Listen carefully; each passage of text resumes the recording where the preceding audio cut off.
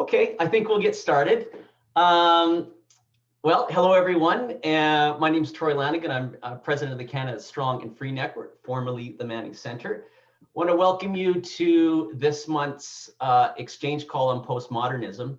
A couple of quick announcements. There will be no exchange call next month because we're having two virtual conferences. Our networking conference that we normally hold in the fall is issue oriented. And then this year, for the first time, we're holding a best practices forum, which is the day before. November 6th for best practices and November 7th for the networking conference. Everything's available on our website in terms of registration. So we welcome you and encourage you to participate in that. And yes, for those that ask in advance, all of these are recorded and they're posted to our various social media channels as well as our websites. Our guest, Colin Craig, joins us, who's been on here previously. Colin will monitor the chat and the questions. If you want to ask a question, we'll try to do our best to get to them at 45 minutes into the hour, the Q&A session, and feel free to chat and discuss the topic as we go in the chat portion along the side. And welcoming Dr. Stephen Hicks, a professor at Rockford University near Chicago. I'd heard Stephen speak a few times, but I hadn't actually seen his bio. He's Canadian. He was born in Toronto and went to school at Guelph before he went on to the United States to do his work. So welcome home in some ways. Welcome to a Canadian audience. Yeah, head of the connection. This is a fantastic book. I really enjoyed reading it.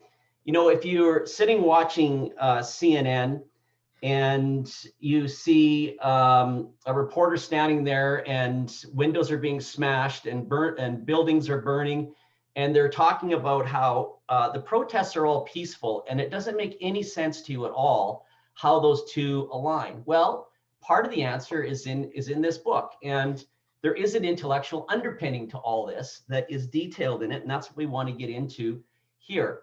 But in order to do that, we're going to do a bit of a tour de force of philosophy and history of ideas. So I'm going to start off, I'm going to ask probably the most, well, let's start off in the Enlightenment period, because I think that's what's most important. Talk about the significant ideas that blossomed during the Enlightenment period and how they differed from all thinking that came prior to the 18th century. And I think what's important here is to give a little bit more attention to the concept of reason, because it's so central to the arguments that came after for the postmodern. So I'll turn it over to you with that first question, and then we'll go from there. Welcome. All right, thanks a lot, Troy. Yeah, I think the question of reason is probably the most fundamental question to take up in all of this. If we are, for example, Canada strong and free, what enables human beings to be strong? And it certainly is not our physical capacities, because we're not very hardy or fast or powerful.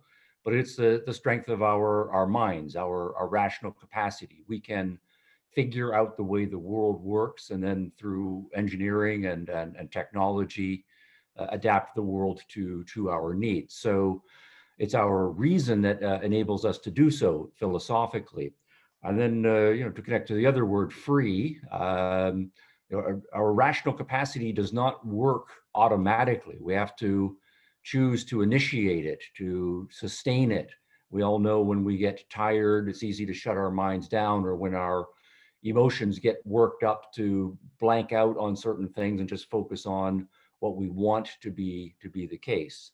So what we find then is if we think that human beings can use their minds well and competently, then that's going to have certain political implications. We're going to say we should respect each individual's use of their own reason to govern their own lives. We're going to have a society of free, rational individuals.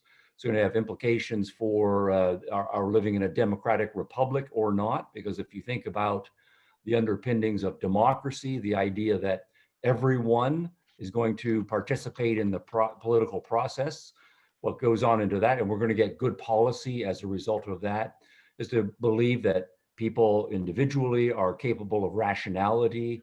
They can assess the evidence, they can change their minds, they can argue well, they can in effect be like political scientists. We do ongoing experiments. If we elect a certain number of people for a while and we don't think they're doing a good job, we can change our minds about them and so forth. So we're going to rationally do our politics. So the reason why we find in the modern world this resurgence of democratic and republican politics and the idea that we should leave individuals free to run their own lives is precisely because of Enlightenment reason.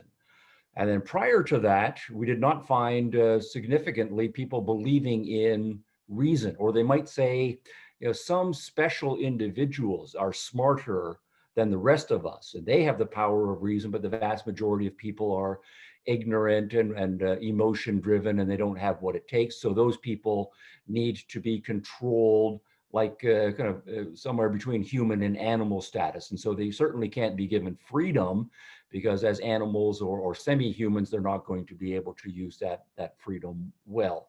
And so that then is to say, prior to the Enlightenment, we do not have any sort of a belief in the competency of reason.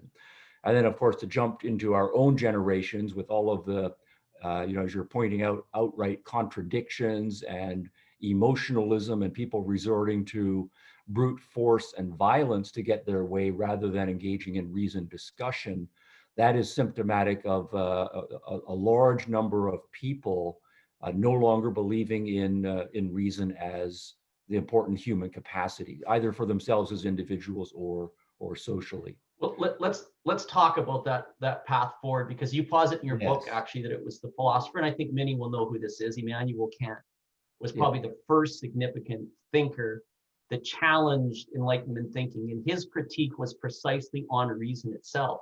Yes. And this is really what started to pave the way. And basically, Kant said there's no such thing as objectivity. Reason's not a guide to reality. Yeah. And as you were starting to say, this is central to understanding postmodernism's understanding is the rejection of reason. So maybe talk a bit about Kant and why that was important and why that was kind of the birth.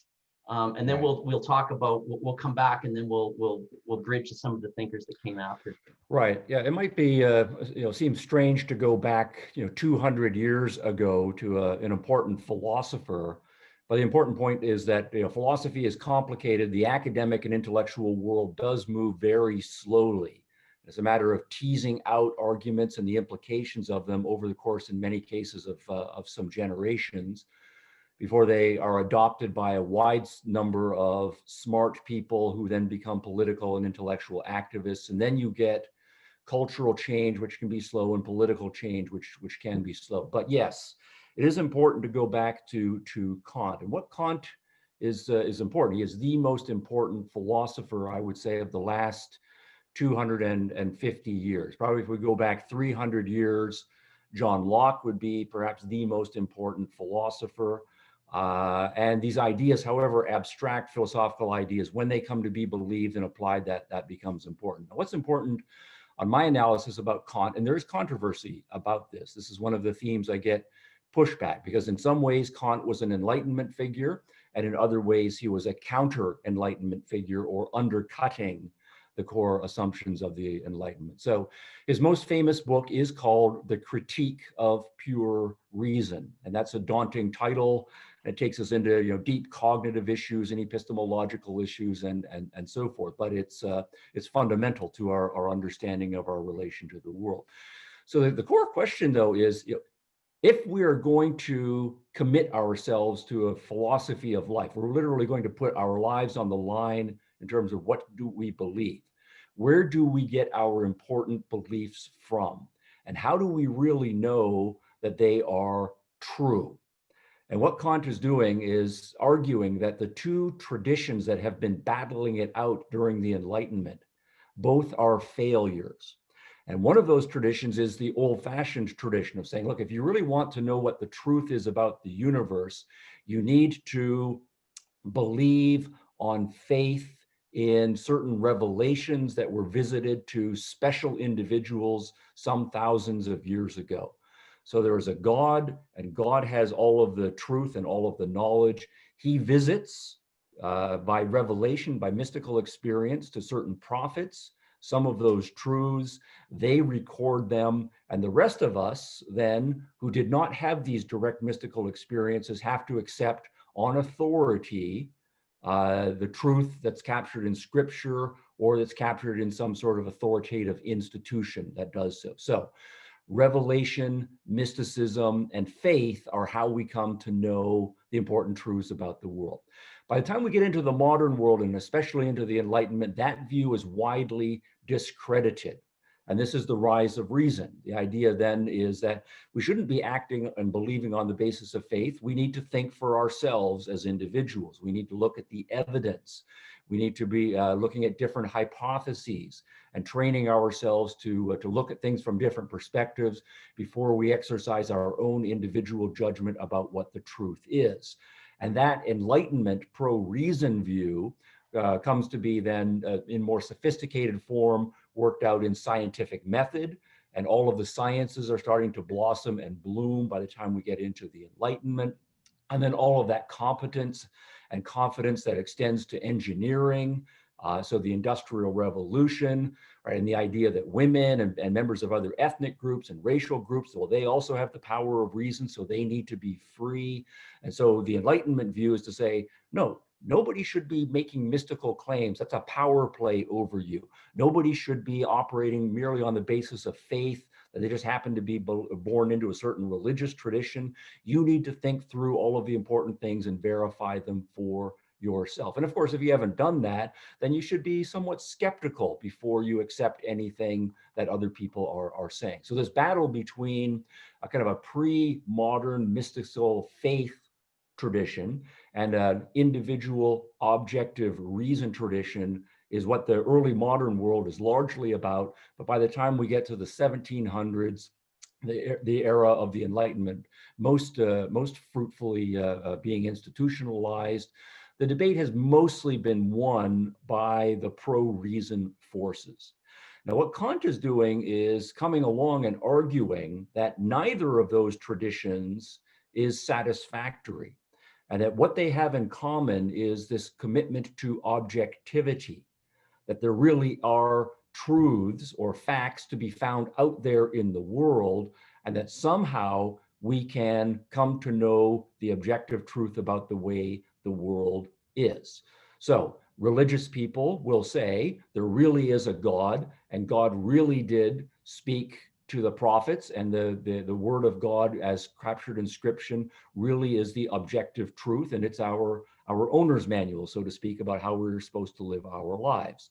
And then the early scientists and advocates of individual reason are saying there really are facts, there really is a natural world, and our individual minds can come to know that natural world and should govern themselves on the basis of their best individual and scientific understanding of the way the world works. So what Kant is saying is that both of those are a commitment to objectivity. And what he is then going to argue is that all of the arguments about skepticism, and there are many arguments skeptical that are possible, our cognitive faculties are extraordinarily complicated, that all of those arguments are irrefutable.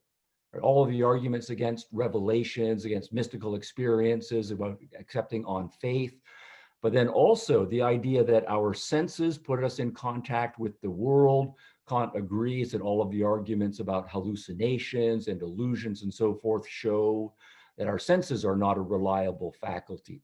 The fact that we have formed concepts and propositions and very abstract theories, all of the arguments that have been developed by some philosophers to say that our concepts are arbitrary, that logic is just a subjective tidying up of the world, all of those arguments are irrefutable. So what he's going to say, and this is what he calls his Copernican revolution in philosophy, Copernicus being the guy who said we have to stop thinking that the earth is at the center and switch to the sun, is he's going to argue a variation of that for philosophy, that rather than saying that the truth and knowledge and then the criteria for knowledge is out there objectively in reality, that rather it is subjective, it's in us, that we're all born with a certain amount of mental furniture, that anything that comes in from a perhaps external world is just filtered and structured subjectively. And all we end up with then from our subjective stance is a kind of an internal theater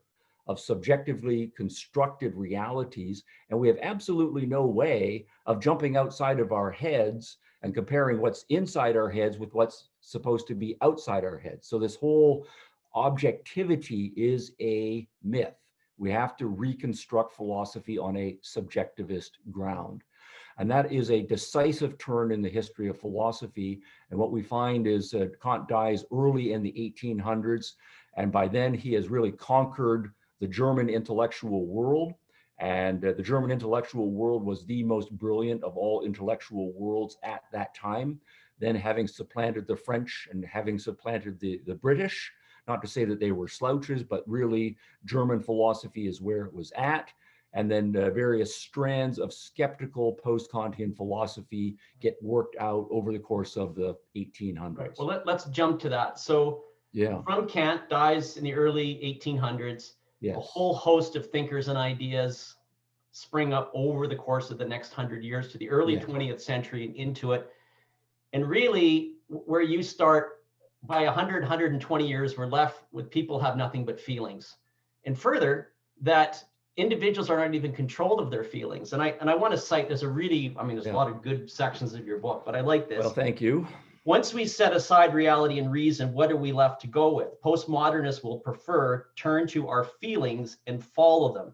However, individuals are not in control of their feelings. Their identities are a product of their group memberships, whether economic, sexual, or racial. Since the shaping economic, sexual, or racial experiences or developments vary from group to group, differing groups have no common experiential framework with no objective standard by which to mediate their different perspectives and feelings, and with no appeal to reason possible, group balkanization and conflict must necessarily result. Exactly. So when I read that section, the lights came on as to the path that we're heading toward today. So just talk a bit, because I know everyone probably wants to get to the more modern today discussion, but it's really important to understand the foundation of this and how we got to this. And that's what I like about the work you've done here. So talk about that sort of period from Kant on over the next 100, 120 years till we get into this 20th century and some of those key ideas. And also too, I think too, because I've heard you speak before, a lot of the followers now, these people that are born in the early 20th centuries are then the ones that are teaching all of the disciples going forward. So I'll just let you tackle that whole period and some of the ideas and the development and where it was headed. Okay. Well, that's a huge one. But you know, I'm in the United States right now, right, and you're in Canada. So if we think about the status of our two nations in the 1800s, you know, we were, you know, the little kids, right, at that point, just getting our countries started. Actually, Canada didn't even exist as a country, right, at that point. And we certainly were not intellectual powerhouses. And so what happens is that we have really imported continuously all of our important philosophies and economic theories and political theories from Europe. So what was happening in Europe in the early 1800s and on into the early 1900s is absolutely critical for our intellectual development.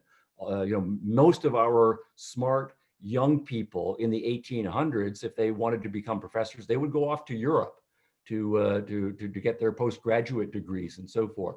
And they stopped in large numbers going to England. They stopped in large numbers going to France. Those had been the sexy places earlier on. Germany came to be the place where you went.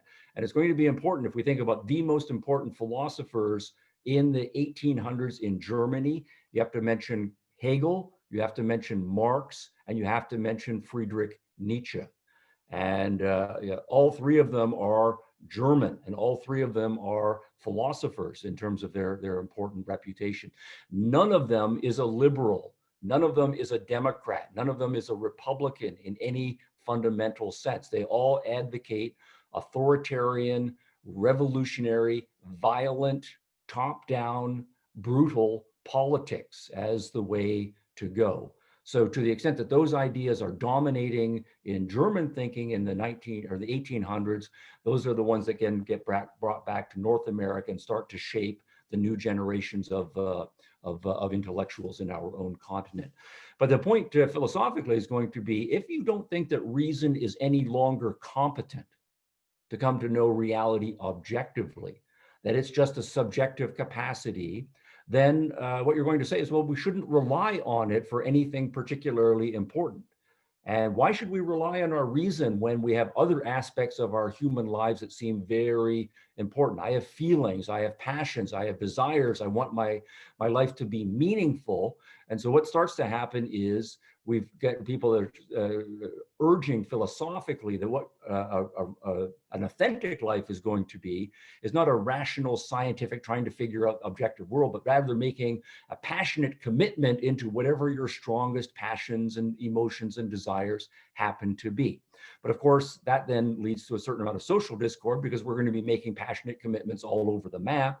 And we're not going to be using our reason or thinking that our rational capacity is able to help mediate those differences. If you then ask, though, okay, where do these feelings come from? All of our passions and our desires. If you don't think that they are, implanted by mystical revelations from God, or if you don't think that they have anything to do with your reason, then typically what starts to happen is you will say they're just instincts. We are animals, and in the 1900s or the 19th century is also the century of evolution. And so evolution has just programmed into us certain emotions, instincts, and passions. And so the authentic life then is to get in touch with your instincts for sex and aggression and so forth, and then manifest those. But of course, other people you think are going to be doing the same sort of thing. And so it's going to be a power struggle between your instinctual commitments and my instinctual commitments and so forth. Or you're going to say, no, we're not really instinctual creatures. Rather, human beings are more born tabula rasa. They're just born as kind of lumps of plasticine, but they're put into various social groups. And those social groups are very powerful. And your parents dress you a certain way, and they teach you a certain language and condition you to like certain foods. Or you're born into a religious tradition and an ethnic tradition and a political tradition or an economic circumstance. And since your reason is not very competent, it's not a matter of learning, it's a matter of being conditioned to be a member of a certain kind of group. So you are a member of an economic class, and that shapes you to think a certain way. And this is what the Marxists are going to be arguing, that rich people and poor people and middle-class people have extraordinarily different economic circumstances, which they think are fundamental, but people are just born into these groups, and they are just conditioned, rich people to look down upon poor people to think that rich people are exploiting them. People in the middle class are just conditioned to be keeping up with the Joneses. And so we have this economic power struggle, and it's not going to be sorted out, but it's all about power. And so then we have a group conflict that's generated that way.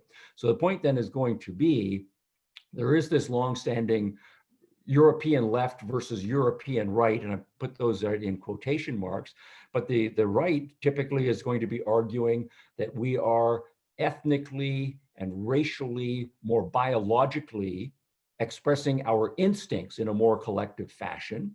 And the left is going to argue that we are environmentally conditioned by our various group memberships to have certain kinds of values.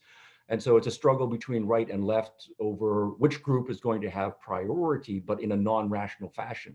And what has happened is that neither of them any longer believes in the individual. The individual is a vehicle for instinctual group forces or a vehicle for collective social forces. And neither of them believes fundamentally in reason. Reason is all we do after the fact, try to rationalize or give some sort of after the fact justification for whatever we're going to believe anyway. So we are setting the stage for a non-rational group conflict. Right, and I was going to say, it's not just social, economic, all of that. It's also in the sciences, right? So I just see, there's to bring it right up to date, I just see a statement. The Mathematical Association of America just issued a statement this month. It's time for all members of our profession to acknowledge mathematics is created by humans and therefore inherently carries human biases. Until this occurs, our community and our students cannot reach full potential. Now is the time for mathematics to move forward in the pursuit of justice.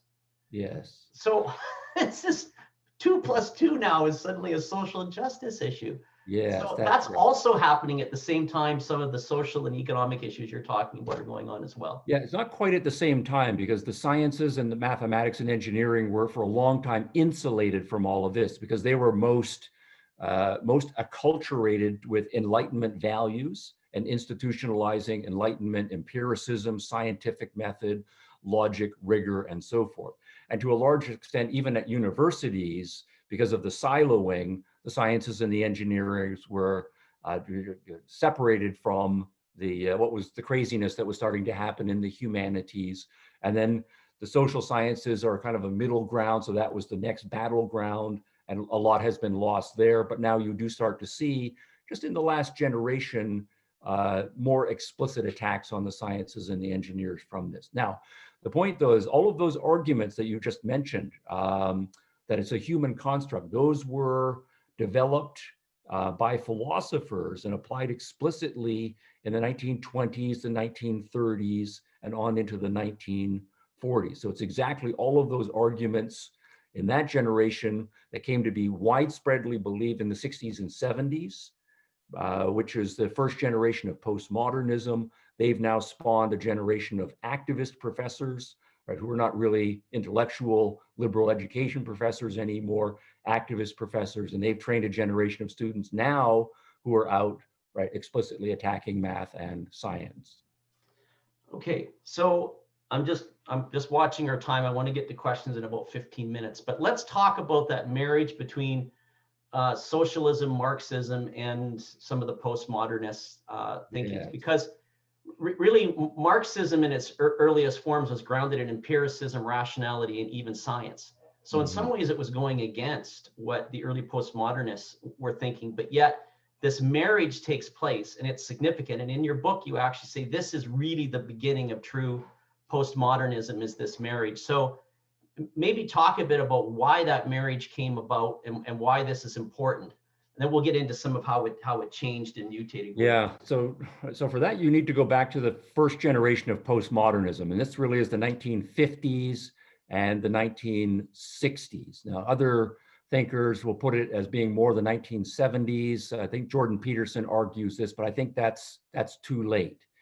And what happens is that the 1950s especially were extraordinary development of a decade for philosophy as well as for politics. So it's the first decade after World War II, after the Great Depression. We're all reorienting ourselves and trying to get back to a normal life. And what's going on is that philosophy is at an extraordinarily skeptical place at that time. So all of the skeptical arguments, the relativistic arguments, the subjectivist arguments are extraordinarily powerful, and philosophers of all sorts are basically throwing up their hands and saying, we don't have any answers to any questions and so forth. We don't know what's going to be next. And so someone like Michel Foucault, Lyotard, Jacques Derrida, Richard Rorty, the most famous of the postmodernists, they're all getting their philosophy PhDs at this time at great universities in a very skeptical phase. And so they are coming to believe all of those skeptical arguments. Now, the other important point is that all of these guys as young men are at the very, very far left end of the political spectrum. You know, Lyotard is a Trotskyite. Jacques Derrida cites a certain spirit of Marxism as central to all of his thinking. Michel Foucault is a member of the French Communist Party in the early 1950s and so forth. Richard Rorty is as far left on the American political scene as you can get, because there's not really a strong communist presence here, or hadn't been. But yes, all of them are coming from the far left. So I think what's important is to ask what's going on in the left at that time. And it's a disaster decade for the far left, because all of the Marxist predictions from a century ago, Communist Manifesto 1848, supposed scientific predictions along the lines you're suggesting, all of those predictions are failures. None of them has come to pass. In fact, mostly the opposite of them has come to pass. So to the extent that you are rational and scientific, you have a crisis, because then you say, our theory predicted this, but the opposite is coming to true. Do I then abandon my theory or not? If you look at what's going on after the death of Stalin in the Soviet Union was supposed to be the great beacon for the far left, the shining, city on the hill, showing the future the proper way. And then with Khrushchev's revelations, it comes to be real that was a great fraud, genocide, disaster, economic devastation. What's happening in Hungary in 1956 when they're sending in the troops against peacefully protesting workers and students and so on. So if you think of your socialism as this great noble idea, it's very hard for you to believe that if you're a smart, educated person in the 1950s on the left. Now, the analogy that I like to use here is that this is a crisis of faith, and that socialism was a kind of crisis of faith. And we do know that one of the things that happens psychologically when people are having any sort of a crisis of faith is that they will go through various stages, denial, anger, rage, right? A certain measure of acceptance, but also what a lot of people will do is they will find a way to double down on their faith commitments by kind of changing the terms of the debate and shifting the goalposts and so forth. So the point is going to be that postmodernism is almost exclusively practiced by people on the left. There are some signs of that shifting in the last 10 years or so. But if your belief in left politics has been shaken deeply, then there's a fairly common strategy then to say, well, I'm going to just redouble my faith commitment. And if all of these people from other parts of the political spectrum are throwing logical arguments and all of this empirical data at me, but then I've got this rhetorical strategy now available to me. I've done some good philosophy, and philosophers have taught me that everything is just subjective, everything is relative. You can't really prove anything. Data isn't important. Subjective commitment to your values is the most important thing. Then that gives you a philosophical rhetorical strategy to say, well, all of this evidence against my view, that's just evidence. That's just another group's understanding of the way the world works, and so I can discount that. If I'm supposed to be logical and objective in my own commitments, but then I am taught by the best philosophers that objectivity is a myth and it's only subjective commitments. Well, if my subjective commitments then tend toward leftism or socialism of some sort, then I can just make a passional, non-rational commitment. And what you then find in the 60s and 70s is the left becomes explicitly much more irrationalist. They're no longer interested in evidence and arguments. They're interested in activism, intimidation. There's a huge rise in the number of terrorist groups in the 1960s and on into the early 1970s, where they're not interested in arguing. They're interested in intimidating, killing, and blowing things up.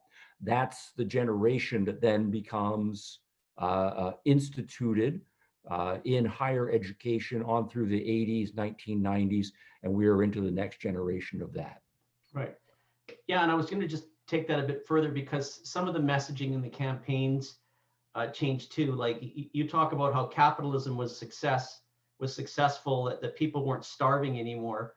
And so the argument no longer is that capitalism can't feed people, but the issues like it's relative. Some people are living better than others, or some have. Yes, that's right. So the arguments change from starvation to the equal distribution of that's right. wealth. So moving the goalposts. So this all happens around that time too, and maybe speak to that because you talk about it in the book quite a bit. No, that's exactly right. Because so classical Marxism and almost all major forms of socialism in the 1800s and the early 1900s, they're arguing that only socialism is going to be able to feed its people and provide for material prosperity, because we need wise government management of the economy to make sure that we're not just wastefully spending money and on all the trivial things that the capitalists and their advertisers want us to spend our money on. So that's the standard argument.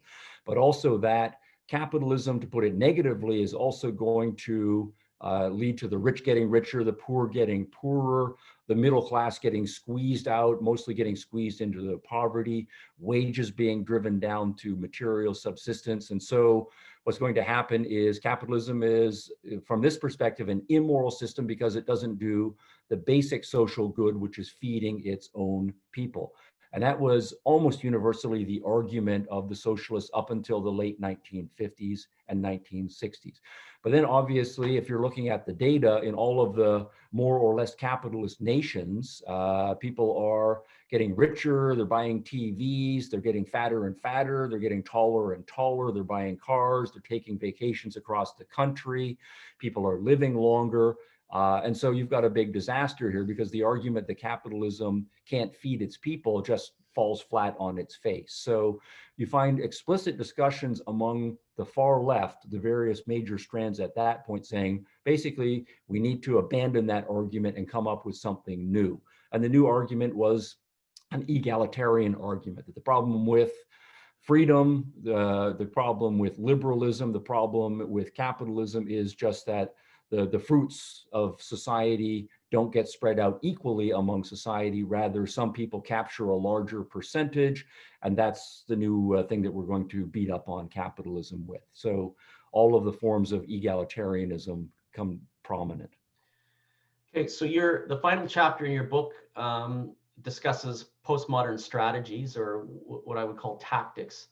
And I want to focus on just two of them, one of which you've touched a bit on already. The first is the importance and weaponization of language. Yes. That's really, really important, and there's a lot to be said about that. And second is the embrace of rage and violence to achieve ends, even if sometimes that rage and violence contradicts often the social justice narratives that it claims to be supporting. And toward the end of your chapter, it's interesting, I hadn't really thought about this, but some postmodernist thinkers, you quote, actually embrace nihilism and even celebrate the end of humankind, which I find really interesting. But talk a bit about, I think, language. It's really important, because a lot of the conversations we have around here and with our organization are about the challenges on free speech in particular. Yep. And then also this sort of embrace of rage and violence to achieve ends. Yeah. Well, the weaponization of language is an important one. So if you think of all of our buzzwords right now, fascism, Hitlerism, racism, sexism, now those are all real phenomena. But if we're going to have fruitful discussions, as with any concept that we're going to use, we have to know what we mean by it, be able to define it so that we're talking about the same thing. And we do know it's a standard tactic. People do this in their personal disputes. They do it in political disputes. They do it in religious disputes, is to make the language murky, particularly if you are trying to defend a position that you don't think you can defend very well. The fuzzier the conversation, the more wiggle room you have, and the more escape hatches that you will have. But also the weaponization of language is to say, normally we think of language, or healthily we think of language as a tool that we use to sort out and categorize the world, because the world is very complicated. So we want to have a precise taxonomical structure and cause and effect relationships and logical connections between our beliefs, so that we want them to map onto the world, so that we can go onto the world. So it's a cognitive tool, but it's also a communication tool. And for it to be a communication tool, we have to spend some time making sure that we are using words in the same way, so that we are talking about the same thing. But a weaponization tactic then is to deliberately try to mess up someone else's cognitive framework, to disorient them, and to use words in a non-standard way, so that they have to then do double duty to try to figure out what you might mean by the word, compare that with what they might mean by the word, and all of that is very disorienting.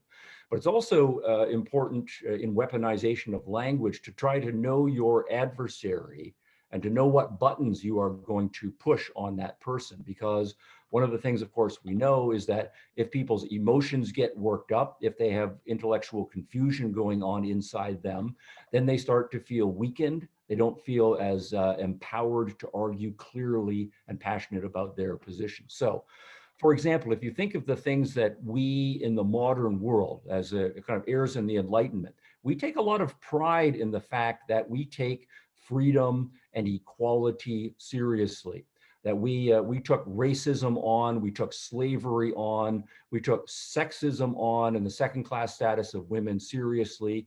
And we've done a lot of cultural work over the last century and a half to make a legitimately rational, free, and equal society. So those are our important values. So if what you can do is attack people precisely for what they take to be their own virtues, that's going to be putting them on the defensive. So that's why if you call someone a fascist, someone who generally is a liberal Democrat of some sort, that's disorienting to that person. And they start then to bend over backwards, maybe to give you the benefit of the doubt, because there's no way they want to be mistaken for a fascist. But to the extent that you put that person on the defensive, then they are not attacking you effectively any longer. And the same thing is going to hold for racism, for sexism, for anything. So what you find is a deliberate use of these words in non-standard meanings, precisely to put other people on the defensive. And we know that nice, tolerant, liberal, democratic kinds of people are going to give us lots of benefit of the doubt if there's any possibility of racism, sexism, or fascism lurking somewhere. So that has been an explicit part of the strategy. So the second part of your question is the rage and emotionalism. And that also is important, because one of the things that we know is as soon as too much emotional heat is on the table, the conversation shuts down. Now, partly this is a personal expression of people who get worked up about whatever their political cause is, and they just want to express their worked upness. And they don't want to debate, they don't want to discuss, they don't want to be challenged and so forth. They just want to go out there and do something, and they have their enemies. They just want to see those enemies hurt, right, and so forth. So that's a complete abandonment of any minimal standards of civility, all of which are based on respect for other people as individuals, respect that they might have thought about the world in a different way, and that we should sort our differences out by discussion. It's an abandonment of that, and then a use of rage to feel authentic about yourself, but then also just to justify whatever damage you think you can inflict on other people. Okay. I'm going to ask one more question, but I'm getting some emails from people with questions. Please put them in the Q&A, and then Colin can see if there's some common themes coming up and summarize them. Colin, I forwarded you a couple of emails as well. Yeah. So I'm just going to jump. Actually, I wasn't planning to go to this right away, but it's just set up so nicely.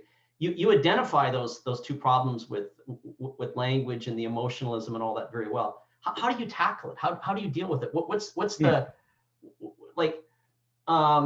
language, for example? But the media buys into those narratives so strongly that, you know, if you call anyone a fascist and the media's yes, very it completely demeans what real fascism is, right? And yes, it's so maddening. But the fact that the media itself often buys into that, right? That's right. Yeah. So the media cultural front is one of the cultural battles, and we do know issues of objectivity and subjectivity when you are a journalist is fundamental to your profession. So it does make perfectly good sense that 2 generations ago, when most journalists were trained at a time that objectivity is an ideal to aspire to, and to regulate yourself and to have institutional checks on bias at your newspaper or magazine, right, and so forth, that we would have subjectivity and relativism and unfairness, but it would be lesser than we currently find. To the extent that we now have a generation of people in the media who have all of the same passions and temptations toward cheap shots and subjectivity and bias that human beings always have, but they are now officially trained that objectivity is a myth, then they're not going to try as individuals anymore.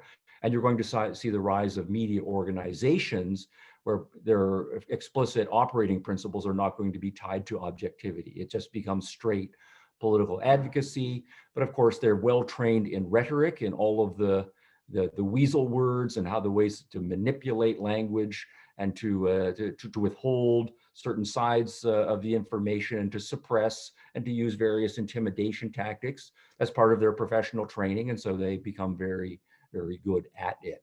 Now, how you combat that? Well, there is no short answer. My argument is that bad philosophy got us into it, and so only good philosophy is going to get us back out of it. And that's partly where we are right now, because as the outright cultural take it to the streets manifestations have become clear and obvious to everyone, we're now starting to have the debate that we probably should have started to have about 20 years ago in all of the public forums.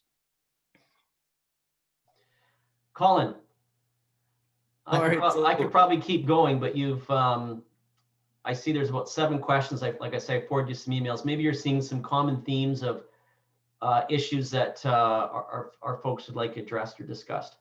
Yeah, lots of good questions coming in the chat and by email. So I'll start with this one. What is the probable endgame of postmodernism from a geopolitical perspective? Whew. Boy, that's a very rich question. Start with an easy one. My crystal ball gazing eyes out. Yeah. So how do we predict the future here? Well, I think there are 2 kinds of postmoderns in our generation. There are some who are they don't have an end game. All they have right now is a certain set of value commitments, political commitments, and social commitments. They believe them strongly, but they're extraordinarily frustrated living in a world that seems very alien to them. And all they want to do is critique, attack, turn down. And in the most strong forms, they are willing to kind of let the world burn because they think the world is so horrible and corrupt. That's one. I think another version, though, is, and this ties more into Troy's question about the weaponization, is those who are strategic about postmodernism, that they do see themselves as adversaries of the liberal democracies, of the Enlightenment, of the scientific project, and they do actually want power. They want to control things so that they can make the world in accordance with their value framework. And so what they will do is they will see postmodern ideas that, no, you don't really know that, right? Oh, that's just evidence, or logic is just a white male construction, right? Or if you've got a mathematically and statistically based argument, well, if I can then subvert mathematics and statistics, I can just dismiss your argument. And they don't necessarily believe that there isn't a truth or a right answer, but they're just using postmodernism as a set of rhetorical strategies against their enemies. And the idea then is weaken your enemies, but then that leaves the field for you to take power and so forth. So the goal then is to take control and then impose your agenda. So you might argue, yes, we are going to have an ugly free-for-all in the academic world and in the cultural world and in the political world. But we're not going to win in any of those fora by logic and evidence and argumenting. We don't believe that anymore. But if we can just turn it into a nasty free-for-all where it's basically your thugs against my thugs and their thugs, then at least we have a fighting chance that our thugs will prevail. But since I'm the strategist, the one who's controlling the thugs, I will then be in a position of authority. So that's my best shot. Globally, that raises a whole host of other questions, because right now, postmodernism and its cultural manifestations are, I think, of an unhealthy manifestation, mostly in the mature liberal democracies, right? So it's in Canada, it's in the United States, it's in Britain, it's in Australia, New Zealand, and so forth. So if we are then trying to look globally, we have to say, well, what's going on in Russia? What's going on with Islamism, what's going on with China, what's going on in Africa and Latin America and so on.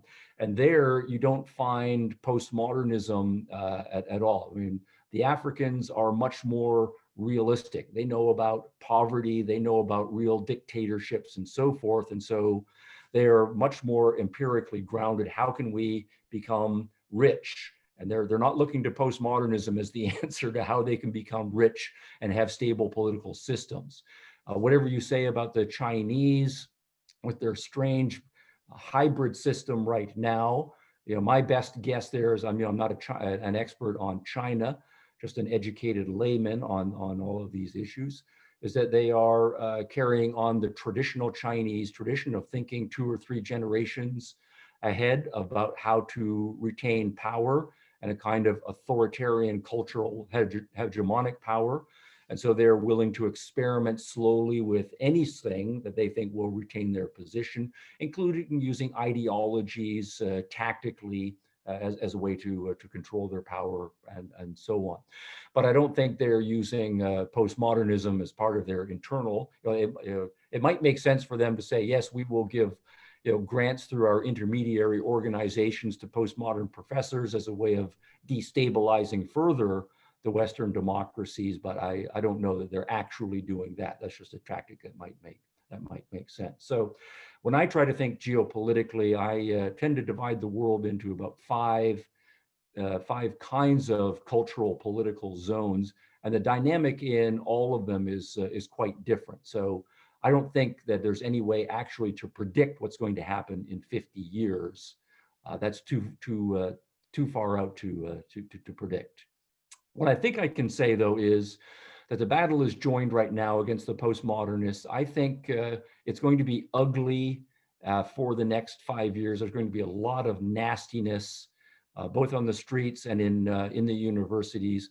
But I think the voices of reason, the voices of decency, and the voices of liberalism in the broadest sense will prevail. Okay.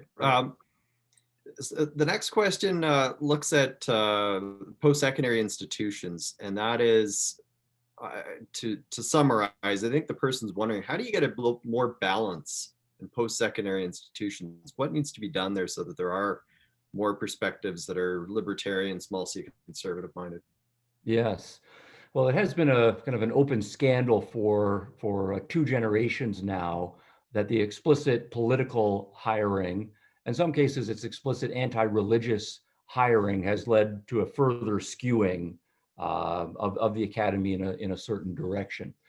And I believe in academic freedom. I do believe in the institution of tenure for any state-run institutions in order to insulate people who should be researchers and truth seekers from political pressure.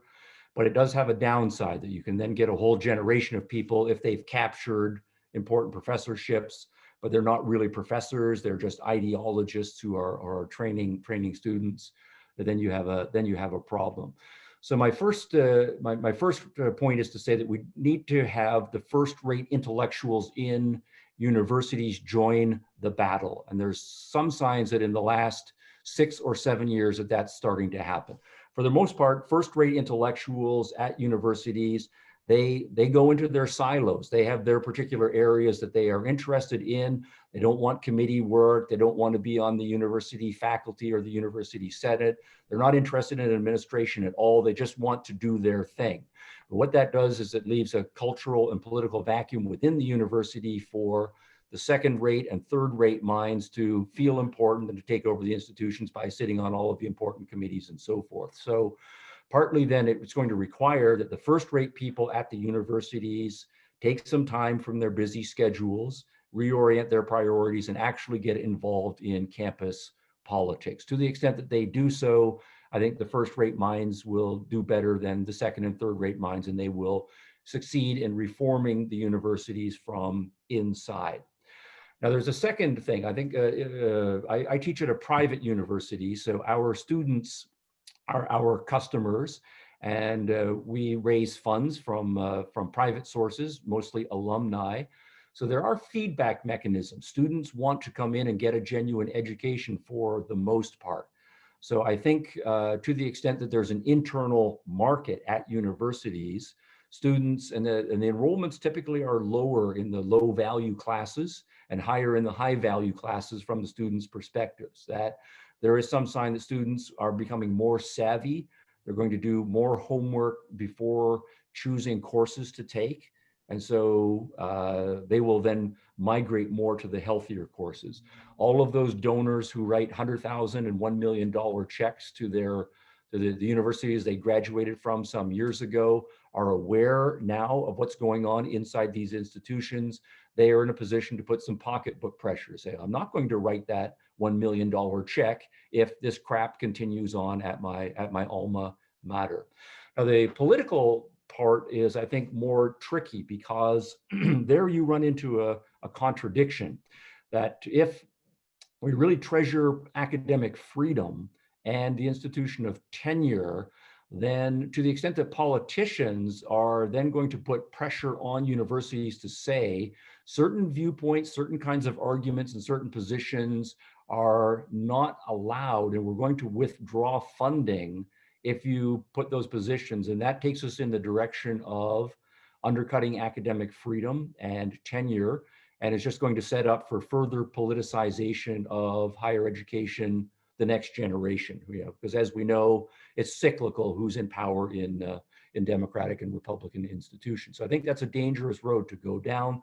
But at the same time, I am sympathetic to the argument that if politicians are directing taxpayer funds toward institutions of higher education, and that higher education has been sold to the general public as an important value for our citizenry, then politicians do have a responsibility to the citizens to make sure that the tax dollars are being spent on responsible education. And that does mean that politically they need to define what counts as responsible education. So that's a contradiction. You want to keep the politicians out of higher education, but at the same time, if they are spending taxpayer dollars, they have to make sure it's spent responsibly. And that's, I think, a very fine line to walk. I've got other things to say about that, but that's a big topic. Yeah, Colin, I'll just cut in because some people are asking about it too. You're fairly optimistic, actually, that we can fight in the institutions to win them back, or at least compete. Others are saying, no, we just need to go start our own things. We need to go start more private schools. We need to go start new media channels instead of trying to change so much of the garbage that's on so-called mainstream media today. What do you think of those two sort of competing models of the road forward for people like us that believe in these ideas of freedom and individualism and free enterprise? Yeah, I think it's not an either or, but a both and. So yeah, I would say absolutely, if you are an education entrepreneur or you're a teacher or a professor, go out and start your own institution. And we have the ideas, we've got the technology, we've got the money. We're still in very rich countries to develop all sorts of new educational institutions. So I would say yes, absolutely, go for it. At the same time, I don't want to give up on the possibility of reforming institutions. In the United States alone, there are many thousands of institutions of higher education. Some are more diseased, and some of them are still relatively healthy. And there's a whole spectrum of them there. So I would say it really becomes an independent judgment for an individual which career path they can go. If you want to join an existing institution and be willing to try to fight the reforming battle from the inside, go ahead and do that. If you're more entrepreneurial and you want to start or join a team from the outside, go ahead and do that. There's no one answer to that question. But I do think that as long as we have a basically free society, and we do, and this might be the most important political thing, is if we make sure it's easy for people to start new schools and alternative higher education institutions, and we have all of that experimenting go on, then we'll find out what works and what doesn't work, and people will be able to follow their own paths, and that will be the healthiest. And so the diseased institutions will be forced due to market pressures to reform themselves, or they will just go out of existence. If we keep you for a minute over, Colin, do you have a really good one to end the? Yeah, sure. Yeah, and to summarize, the person points out that conservatives have often not been as good as at the left at communications and sort of morphing the message to adapt to the times. Is there anything that you can think of that small c conservatives and libertarians need to do differently in terms of how we communicate these ideas, these different issues and ideas? Yes, I think because the Enlightenment has been such a great success, we live in this magnificent civilization, and we have so much freedom. We really are tolerant. We are so respectful of individuality and diversity in its proper sense, and we've generated so much wealth. And just the idea that anytime there's a problem that comes up, of course, we're going to figure out what the answer to it is and solve the problem. And that optimism is an extraordinarily important cultural value. And for all of that, we really should be grateful to the Enlightenment. But the downside of that is that we have taken it for granted for quite a few generations. And so there's a lot of cultural autopilot that has gone on. We just kind of take it for granted that everybody is respectful of individuality and tolerant, and that there's this, the economic engine is going to continue to produce great stuff, and science is going to solve the remaining mysteries and so forth. And that then means that we have been less good over the last couple of generations in articulating the underlying principles that make all of that possible. So we understand them and feel them implicitly, but we don't have the explicit articulation. And to the extent that we don't have the explicit articulation, then obviously we are not teaching that to the next generation. And then if they are then hearing very loud, articulate voices coming from an alien philosophical and political perspective, those articulated premises are the ones that are going to stick in their minds. So that's to say that we need to do better philosophy, better economic education, better religious toleration education, better understanding about what really has made it possible for us to have success against old-fashioned racism and sexism and so on. And to the extent that we're able to articulate those principles, we'll be in a position to argue better. So let's see. At the same time, let me see. The other thing I would say is that conservatism and libertarianism, or classical liberalism, they had a rough and ready alliance through much of the 20th century because they had a very obvious common enemy in fascism and in communism.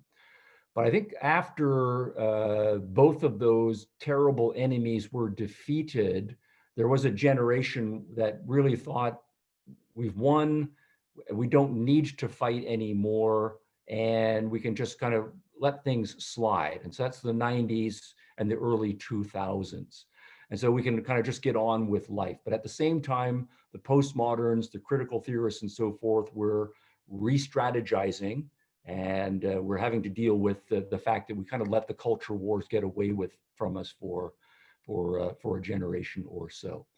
Now, beyond that, I don't have particular expertise in marketing and messaging and branding and so forth, but yes, I do agree that we need to spend a lot more money on hiring the best graphic artists and the best marketing people to articulate our positions. But I think the more important thing is figuring out what our philosophy is, what real strength is, what real freedom is, what real rationality, what real tolerance and so forth are, so that we can defend our positions more forthrightly and proudly. Okay. I think we'll cut it off there. I'm sorry. I know there's lots of questions and I was getting emails. This was an absolutely fantastic discussion. Thank you so much. Best exchange call I've done this year so far. So thank you so much. Everybody go out and get this book. It's a fantastic book, and spread the word. Let's talk about these ideas. The best, the best weapon in our arsenal is to inform ourselves and understand our history, particularly because it's being wiped out in our schools to too great an extent. Again, no exchange call next month. But we do have the two conferences. Please go to our website, check us out, November 7th for the networking conference, which is issues based, and November 6th for the best practices. So some of the techniques that Stephen talked about at the end, we can put into practice to win the battle. Again, thank you so much. And thank you for everyone that's joining us. And we'll be back in touch and all together again soon. Thank you all. Bye for now. Thank you.